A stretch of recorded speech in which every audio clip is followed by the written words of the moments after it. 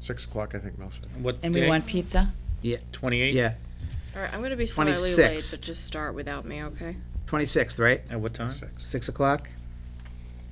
So look, if you could,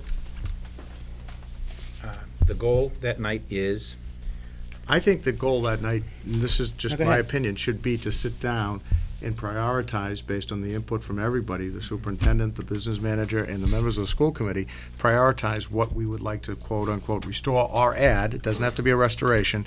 And then take the time from whatever we decide our priorities are from that point till the time Kyle has to come up with the proposed budget to figure out what the cost is. But there's not that much time between the 26th Well, I and think there's when enough he time has for him to come figure up. out the cost. I just don't want to sit here tonight and say, well, our priority is to eliminate study halls in the, Yeah, I'm not in prepared the middle to do school. that. I'm not prepared to do that because I'm not sure what other priorities we might have that might supersede that. Right. Yeah. the reason I asked that question is, on one hand, we've talked about moving the specificity of the budget into this winter and the spring, yet here we are talking in October about a level of specificity that is contrary to our past approach, which I'm on board with. The goal in mid-November is to come up with a very general number. Well, right, Carl, but I think that this, we don't have to give specifics. I Right. think the idea of this is to give you an idea of what A cost. number might be linked to what we would like to add back to the school system. So not, you don't have to go in there with specifics, but a budget that's, and then if they say, well, this is an 8% increase, the answer is, well, it's because we are hoping to add back things that we've cut over the last 4 or 5 years. So it'd still be an estimated Okay. cost for Right. that, based on whatever priorities we set at that meeting, right? Right. And, you know, it may not go anywhere, but I think we need at some point to start looking to bring things back All right, that we've yes. cut. I I agree. agree. And we do not have a finance planning team meeting yet set for November, so Right. we'll advocate for it being mid-November. Kyle, you could start with the foundation of the old formula for level services. Right. Right. And then we have the Okay. meeting on the 26th, and Yep. I think that'll work. Okay. Starts So- the conversation. Can we, so why don't we, do we need to approve these goals? Should we roll them over to that meeting on the 26th, or, because we've made some changes here, do we want, Well, I think it's okay to approve the goals now. well, I think we've already included the goals in timetable, too. our goals that we've already established, right? Yeah, except that they don't address the specific things that are important for Carl in order to develop a budget. Right, so then the two things we're doing to revise the goals then include creating a more general 3-year budget with it projections. was just to update the comprehensive budget and develop 3-year forecast. Okay. And then number 7 we added was, what was the wording you had, kind of? I wrote review reductions in prior budgets and identify priorities for restoration or additions. Yeah, okay. Is everybody all right with that? Do you have that? I do. Okay. All right, can I have a motion to approve the budget goals for fiscal year 2012? And the Motion. timetable. And the timetable. Well, we didn't actually, we don't, the timetable's gonna be kind of general because we don't have a specific date yet for the preliminary budget distribution, but we did move that out to February sometime after House 1, right? Yes. Then we don't need to approve the timetable. No, let's just approve Let's the just approve the goals. Well, goals. we have a school committee meeting on February 14th. Valentine's Day. Oh, Oh, Yes. nice. so why don't you put All right. that February 14th, Carl?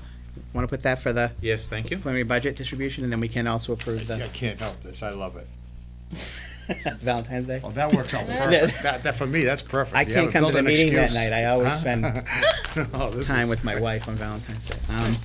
So we have a Public motion. service, Mel. Yeah, we have a motion by Mr. Bowers. Can I have a second to approve the budget goals and the budget timeline?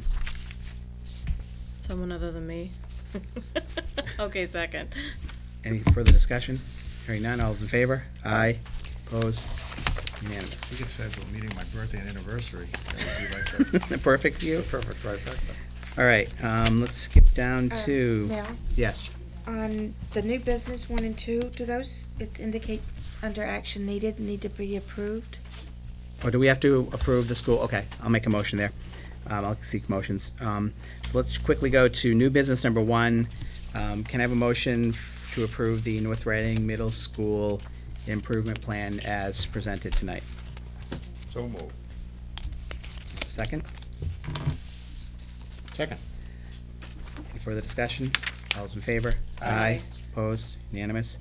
And also now, can I have a motion for the approval of the North Reading High School Improvement Plan as presented tonight? So moved. Second. Further discussion? Hearing none. All those in favor? Aye. Opposed? Unanimous. Thanks for reminding me, Cindy. Highly qualified teacher status update. Kathy? Okay, I just wanted to give you an update regarding the highly qualified teacher status. We had a call from the Department of Elementary and Secondary Education on September 14th, and both Patrick and I engaged in that telephone conversation, which lasted about 20 minutes. And we just talked about some of the recommendations and requirements for the expenditure of the Title IIA funds for highly qualified professional development. We need to use some of the funds available under Title IIA to help those several teachers that are not yet highly qualified to achieve highly qualified status.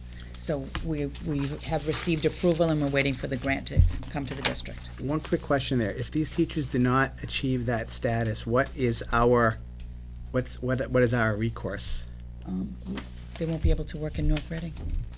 Will they be able to work anywhere in Massachusetts, or? Well, another district may hire them, but They have to be we qualified? have 3 consecutive years of not being 100% highly qualified. Right. So that puts us in a different category.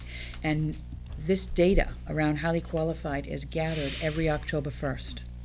We already know we have 3 people in this district that aren't going to be highly qualified by this October 1st. So we're not going to be highly qualified for a 4th consecutive year.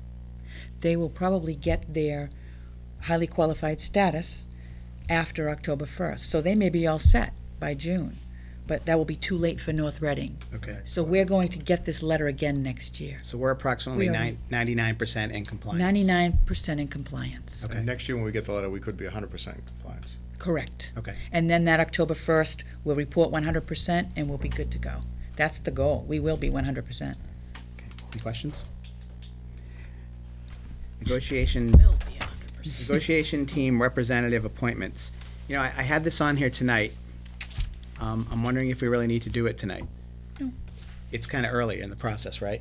Yeah, I would So if everybody's, rather than spending 10 to 15 minutes on this, if everybody's okay with moving this to a future meeting, we don't. Motion to table. Okay. Yep. Northeast Metropolitan Regional Vocational District School Committee vacancy. Tonight I Kathy? handed a letter to you. I did not include it in the packet, so it was Okay. in your place tonight. It is a letter indicating that Paul Sweeney has resigned from his position representing North Reading on the Northeast Metropolitan Regional Vocational School Committee. So it is a requirement under their charter for the Board of Selectmen and the school committee to fill that vacancy. So I had a conversation with the town administrator, and the town administrator will advertise the vacancy and seek applications. And we're recommending that a joint subcommittee of the BOS and the school committee, 1 to 2 members each, so that we don't have a quorum, be formed to review applications, conduct interviews, and move a successful candidate forward. And then the entire Board of Selectmen and school committee would act upon the recommendation and jointly appoint a person to fill that position. So we should probably appoint those people tonight, right? Because we're going to be getting those applications in soon, right? Yes, we're hoping that either the October 12th or the October 25th school committee meeting would be used for the joint appointment, because we have those meetings established, and they would come here. Any volunteers to review the applications for the Northeast Metropolitan Regional Vocational District School Committee vacancy? I nominate Jerry. I'll do it. Do you want to do it?